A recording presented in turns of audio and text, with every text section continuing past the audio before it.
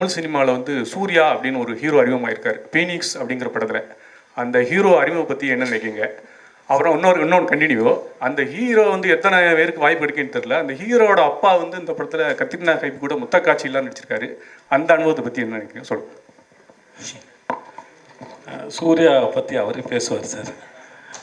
ரெண்டு பேரும் அந்த விஷயத்தில் பேசக்கூடாதுன்னு முடிவில் இருக்கும். அதனால் அதை அவன் பார்த்துப்பான். அதனால தான் அவனோட இதுக்கும் முன்னே போகல. அவனே அவனோட பார்த்துக்கிட்டுங்கிறது தான். ஸோ அது அவனோட விஷயத்த அவன்கிட்டே கேளுங்க பெட்ரு. இவ்வளோ படத்தில் உங்களுக்கு அது மட்டும் தான் தெரிஞ்சது. நம்புற நான் அது போய் என்னன்னு சொல்கிறது? ஐயோ, இந்த மாதிரி நான் கேள்வி கேட்டால் கூட நடிக்கிறதே பெரிய ஆச்சரியம் தான் எனக்கு. நான் உள்ள ஏன்னா எல்லாருக்குமே இந்த படத்தில் நாங்கள் ரெண்டு பேர் பேருன்னு சொல்லும்போது மற்ற எல்லாரும் எவ்வளோ சந்தேகப்பட்டாங்களோ தெரியல. ஆனால் நான் ஒருத்தர் கூட நம்பவே இல்லை. ரெண்டு பேரையும் பேராக எப்படி கற்பனை பண்ணி பார்க்குற கூட எனக்கு தெரியல நிஜமாகவே. அதை எப்படி அவர் யோசிச்சாரும் கூட எனக்கு தெரியல. ஆனால் படம் பார்த்து எல்லாருக்கும் அந்த கேள்வி தான் இந்த படம் பார்க்குற ஆர்வத்தை தூண்டுதுன்னு நான் நினைக்கிறேன். இந்த படம் பார்க்குறதுக்காக நாங்கள் ஒரு 100-200 பேர் போட்டிருக்கோம் சார். ஒரு 100-200 பேருக்கு போட்டு காமிச்சிருக்கோம். எல்லாருக்குமே முதல்ல வந்து ஸ்ரீராம் சாகரனோட படம், அப்புறம் நாங்கள் ரெண்டு பேர் பேர் இது எப்படிப்பட்ட சேனலாக இருக்கும் அப்படிங்கிற ஒரு ஆர்வம் தான் படம் பார்க்க வந்தது. ஸோ படம் பார்த்தா எல்லாருக்குமே இந்த ஹோல்சமாக நமக்கு பிடிச்சிருக்கு. ஸோ உங்களுக்கு எப்படி இவ்வளோ ஆச்சரியம் இருக்கோ இந்த ஆச்சரியம் எனக்கும் ஒரு 2 வருஷமாக இருக்குது. ஸோ படம் பார்த்து முடிச்சுட்டிங்களா என்ன சொல்ல போகிறீங்களா தான் காத்துட்ருக்கேன். வரும் முன்னாடிலாம் வந்து ஹிந்தி சினிமாவுக்கு போகிறது வந்து அவ்வளோ கஷ்டம் அப்படி சொல்லுவாங்க சில வருஷத்துக்கு முன்னாடி. ஆனால் இப்போ நிறைய இண்டஸ்ட்ரிலேருந்து பீப்புள் டெக்னீஷியன்லேருந்து எல்லோரும் போயிருக்காங்க. இப்போது ஹிந்தி சினிமா தமிழ் ஆட்களை எப்படி மதிக்கிறாங்க? கேட்ரினா கைஃப், ராதிகா ஆப்தே மாதிரி ஆட்களோட ஒர்க் பண்ணும்போது உங்களோட எக்ஸ்பீரியன்ஸ் எப்படி இருந்துச்சு? அங்கே உங்களுக்கான ரெகக்னேஷன் எப்படி இருக்குது சொல்லுங்கள். முன்னாடி என்ன நடந்தது எனக்கு தெரியாது. ஆனால் நான் ஒரு 5 படம் பண்ணிட்டேன்.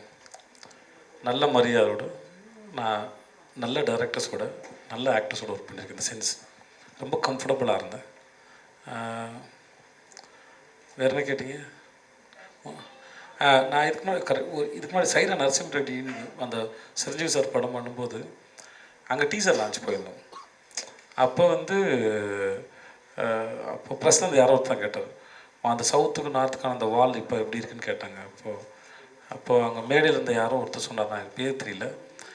இப்போ அந்த ஓடிடி இப்போ அந்த இதெல்லாம் வந்ததுக்கப்புறம் அப்படி ஒரு வாலே இல்லை, அது பிரேக் ஆகிடுச்சு அப்படின்னா அது ரொம்ப தெளிவாக தெரியுது. இப்போ தமிழ் மட்டும் இல்லை, நிறைய படம் எல்லாம் ஆல்மோஸ்ட் கன்னட படம், ஹிந்தி படம், தெலுங்கு படம், மலையாள படம், எல்லா மொழி படங்களும் ஆல்மோஸ்ட் இப்போது எல்லா லாங்குவேஜில் வருது. எஸ்பெஷலி 4 லாங்குவேஜில் வருது. தமிழ், தெலுங்கு, மலையாளம், கன்னடம், ஹிந்தி எல்லா லாங்குவேஜில் வருது. ஸோ இப்போ ஆல்மோஸ்ட் ஜனங்களுக்கு அந்த வேலை பார்க்குறவங்களுக்கும் மக்களுக்கும் அந்த வித்தியாசம் இல்லை. படம் நல்லா இருக்கா, சிறப்பாக இருக்கா, பார்க்குறதுக்கு எல்லாம் ரெடியாக இருக்கான்னு நினைக்கிறேன். Very good time sir. 2 பேரும் ரொம்ப சின்சியரான ஆக்டர். கேட்ரினாவாக இருக்கட்டும், ராதிகா ஆப்தே ரொம்ப சின்சியர். 2 பேரும் அப்ரோச் பண்ணுற விதம் வேறு இருக்கும். ராதிகா கொஞ்சம் கூல், ரிலாக்ஸ். கேட்ரினா ரொம்ப சீரியஸ். பட் 2 பேரும் ரொம்ப both are very responsible actors. But work பண்ணும்போது சரி, நீங்கள் ஐடியா ஷேர் பண்ணும்போது you get a chance to learn more and more.